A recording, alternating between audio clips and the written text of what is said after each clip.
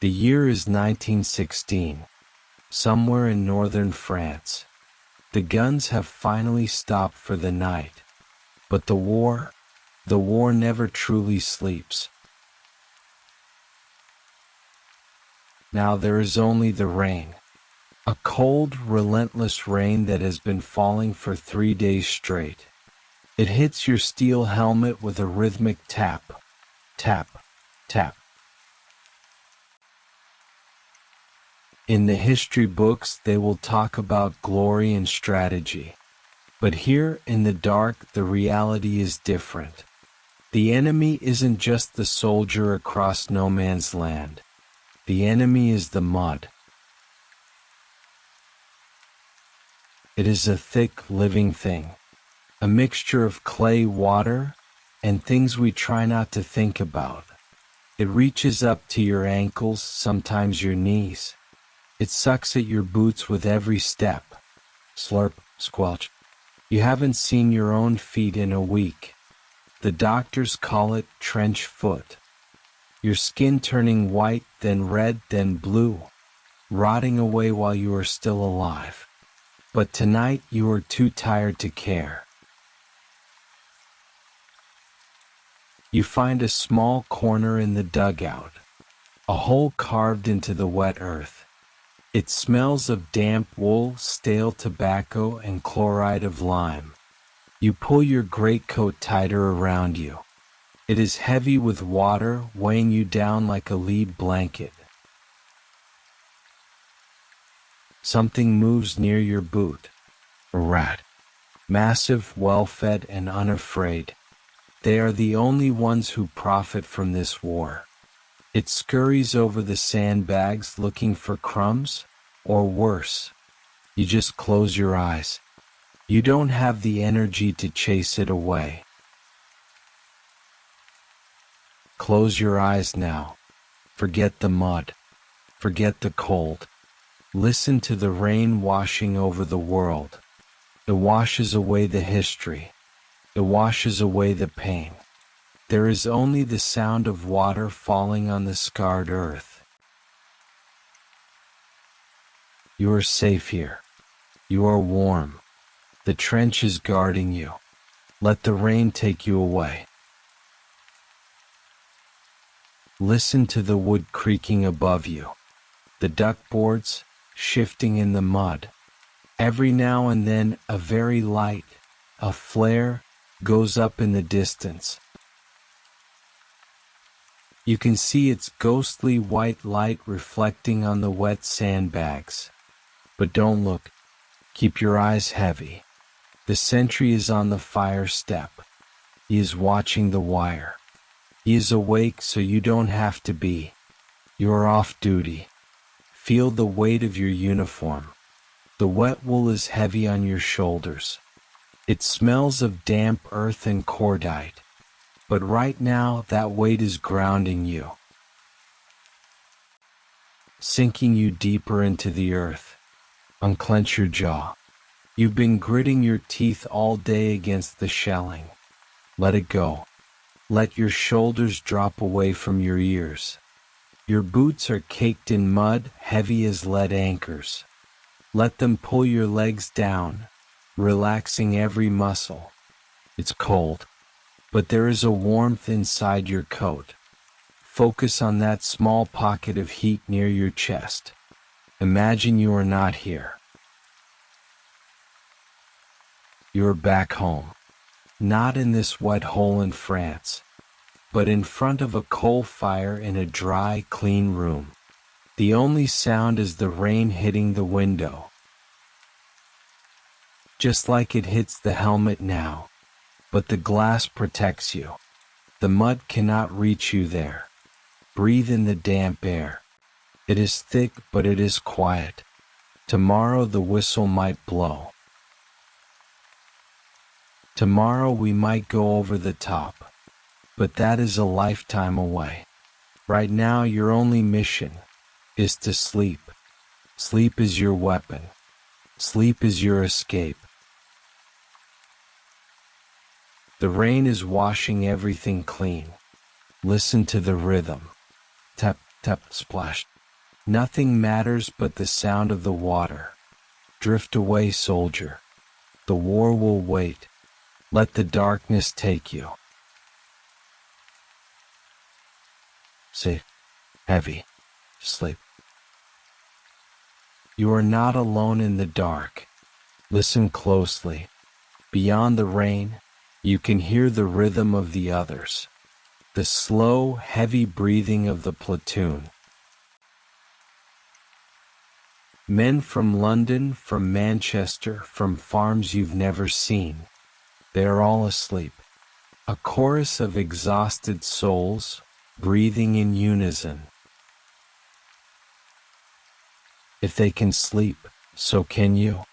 You are part of this brotherhood of the night. The mud holds you all. Think of the letter in your breast pocket. The paper is soft, worn thin from your fingers touching it 1,000 times. You don't need to read it. You know every word. Visualize the ink, the curve of the letters. Dearest, that ink is an anchor. It ties you to a world where grass is green, not gray. Where the sky is for birds, not shells. Hold on to that paper in your mind. It is your shield. The cold is fading now. Your body is becoming heavy, sinking into the earth. The trench is no longer a scar in the ground. It is a cradle. Ancient, silent. The roots of the old trees are watching over you. The earth is protecting you from the chaos above. Down here, you are hidden.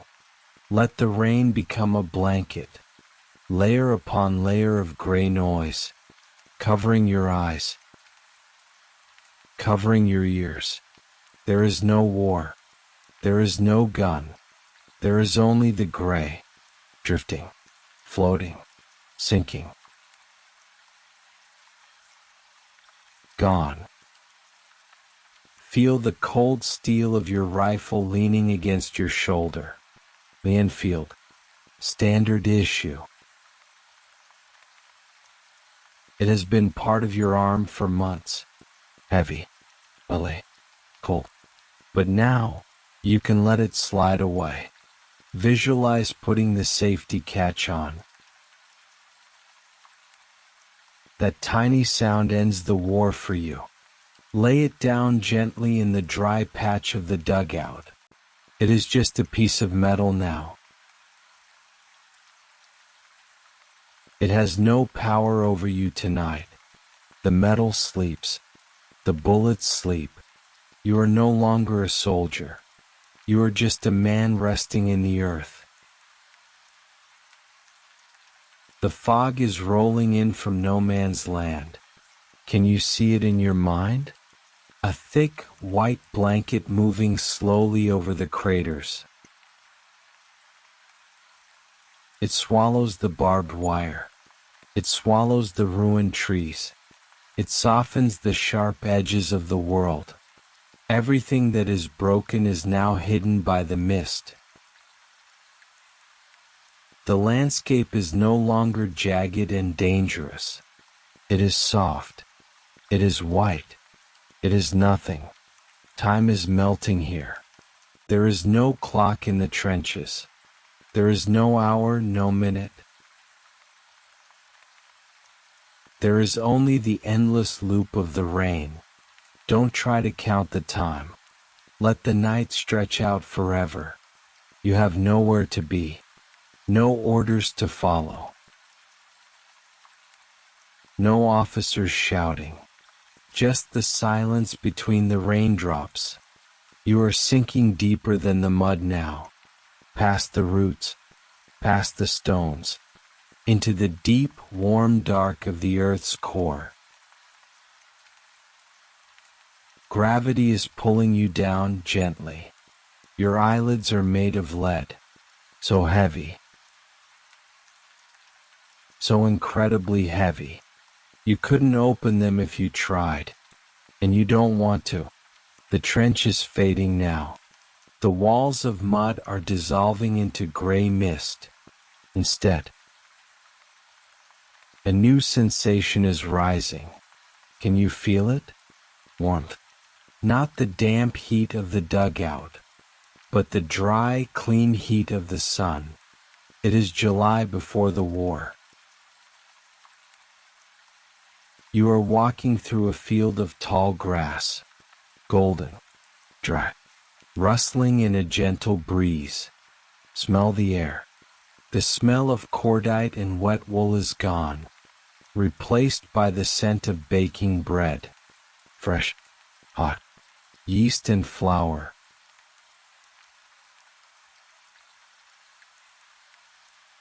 You are walking past a bakery in a small village. The door is open. The bells of the church tower are ringing. Not an alarm, but a call to rest. They harmonize with the rain in your ears. The rain is just the sound of the leaves shaking in the wind now. You sit down on a wooden bench. The wood is warm against your back. You take a deep breath. No fear. No waiting.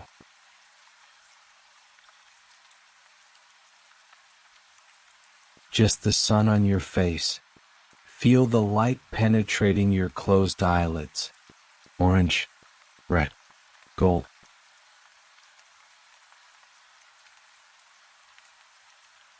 It melts away the last of the tension in your forehead. The war is just a distant nightmare. This sunlight is the only reality. You are perfectly still, a statue of peace. The world is turning slowly and you are turning with it.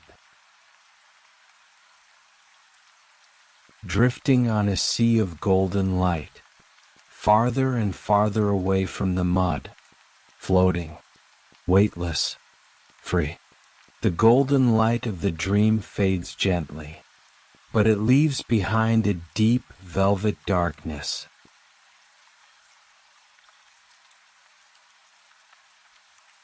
Not a scary darkness, but a soft, heavy curtain that wraps around the world.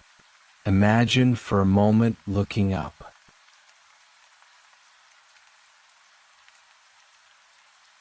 Past the wooden beams of the dugout, past the rain clouds, past the smoke of the battlefield, into the silent black ocean of the night sky. High above the war, the stars are still there. They are shining calmly just as they did 1,000 years ago, just as they will 1,000 years from now. They do not care about the mud. They do not care about the lines on the map. They are peaceful, eternal, still. You are connected to that stillness. The chaos down here is just a tiny speck in the vastness of the universe. Your worries are small. Your sleep is big. Feel that silence descending from the stars. It filters down through the clouds. It mixes with the rain. It lands on your helmet. It enters your mind. Silence. There is nothing left to think about. The past is gone. The future has not happened. There is only this breath. And out. And out. Look closely at the dirt wall beside your head. It is not just mud. It is history. See the small severed roots of the old trees poking through the clay. They are ancient, strong. They are holding the earth together for you, like a net keeping the walls safe. Imagine your mind is like those roots, digging deep into the silence, finding water, finding peace. The war is happening on the surface, but down here among the roots there is only stillness. You are planted here, immovable, safe.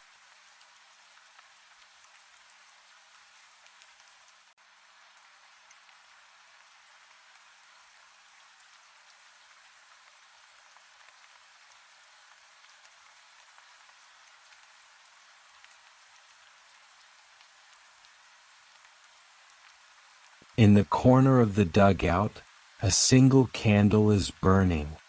Fix your eyes on the flame. It is small, yellow, and fragile. It dances when the wind blows through the trench. Left and right, left and right. Follow its movement. It is fighting the darkness just like you. But notice how it never goes out. It is stubborn. It is warm. Let your eyelids become heavy as you watch the dance. The flame is mesmerizing, blurring, fading, becoming a soft orange glow behind your eyes.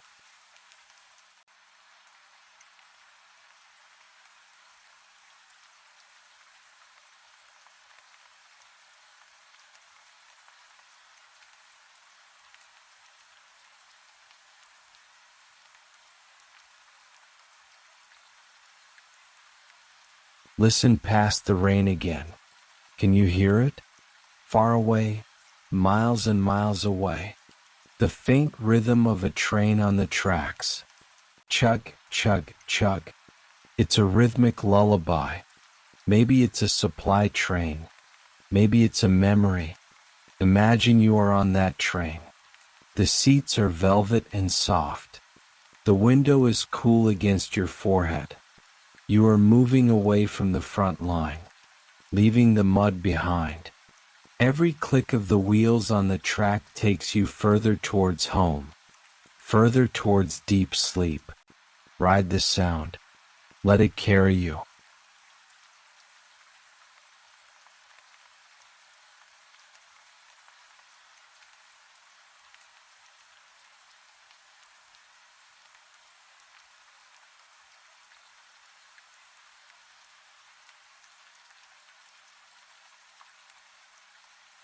The air in the dugout feels thick now, heavy like an old blanket. It is pressing down on you gently, pressing you into the mattress. It is the weight of centuries. This earth has been here for 1,000,000 years. It has seen many storms. It has seen many wars. They all pass. This storm will pass too. You don't need to carry the weight of the world tonight. The earth is carrying it for you. Surrender to the gravity. Let your hands go limp. Let your feet turn to stone. You are part of the heavy, silent earth now.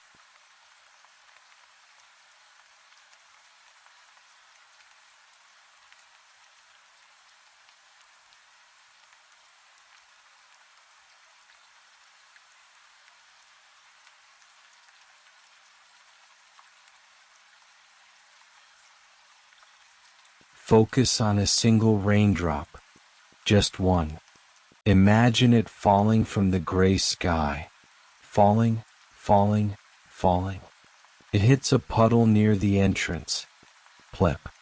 Now another one, falling, falling, plop. Millions of them. Each one is a tiny note in a massive song. Don't try to hear the whole storm. Just hear the drops. Washing the mud off your boots, washing the worry off your mind. Clean, cool, water. It is a curtain separating you from the world. Nothing can cross that curtain tonight.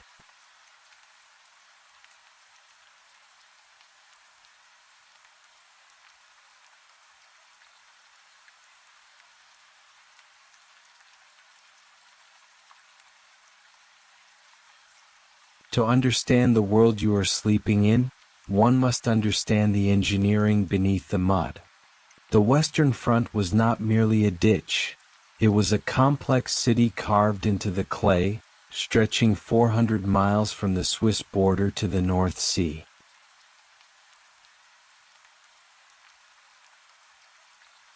Consider the geometry of the trench. It was never built in a straight line. If you were to walk down the line, you would find yourself turning a sharp corner every few yards. This was known as the traverse pattern, a zigzag design. It was a calculated necessity.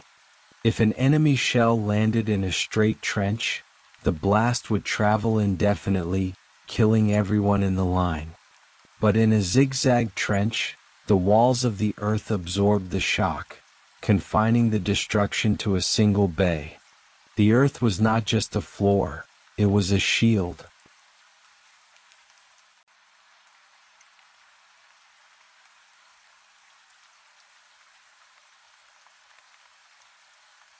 The walls themselves were reinforced with whatever materials could be found. In the wet wetlands of Flanders, where the water table was high, men wove branches into wattle fences to hold back the slime. They used corrugated iron sheets, salvaged from ruined barns, and above all, sandbags, millions of them, filled with the very soil of France, stacked like bricks in a wall, creating the parapet at the front and the parados at the back. Between the front line and the reserve lines ran the communication trenches. These were the arteries of the war. Through them flowed the lifeblood of the army, ammunition, rations, water, and fresh men, all moving in a chaotic but rhythmic dance, hidden from the horizon, buried deep within the scar of the landscape.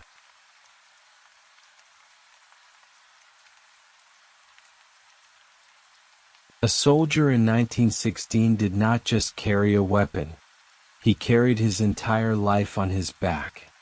The standard British infantryman carried a burden of approximately 60 pounds. This weight became a second skin, a constant pressure on the shoulders and the spine.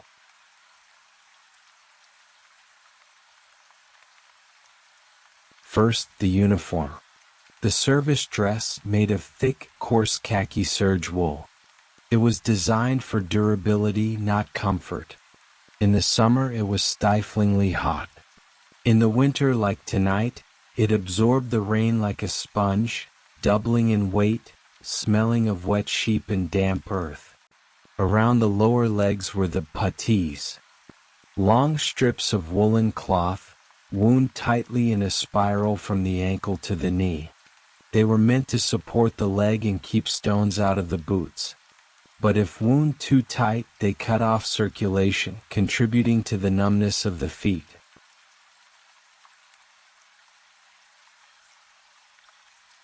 On the back was the webbing equipment, a complex harness of canvas straps and brass buckles. It held the ammunition pouches, the water bottle wrapped in felt, the entrenching tool for digging, and the haversack. Inside the pack were the soldier's personal treasures: a razor, a sewing kit, a pair of spare socks, and perhaps a tin of bully beef.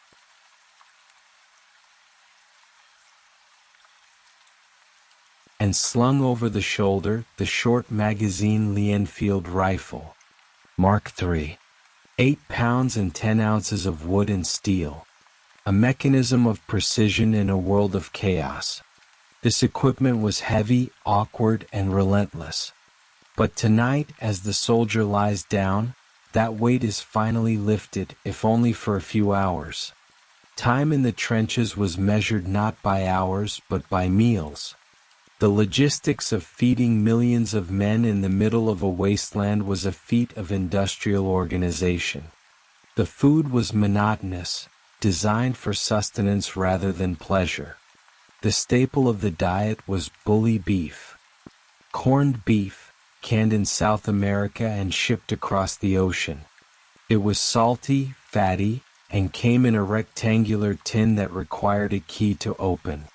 In the winter, the fat would freeze into a solid white block. In the summer, it would melt into a greasy liquid.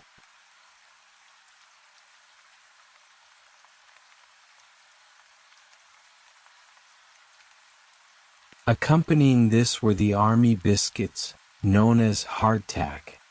These were baked hard to survive transportation and storage for years.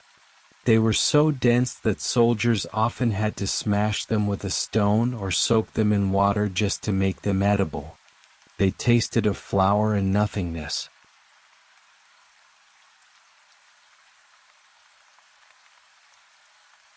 But the most vital component was the tea, hot, sweet, and strong. It was brewed in great metal petrol cans, which often left an oily aftertaste in the liquid. Yet, to the men shivering in the dugout, this tea was a miracle.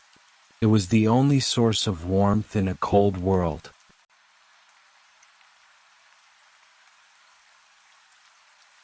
The steam rising from a tin mug was a reminder of civilization. It was the fuel that kept the army standing. The arrival of the ration party at dusk was a sacred ritual. Carrying sandbags filled with bread, cheese, and jam through the communication trenches.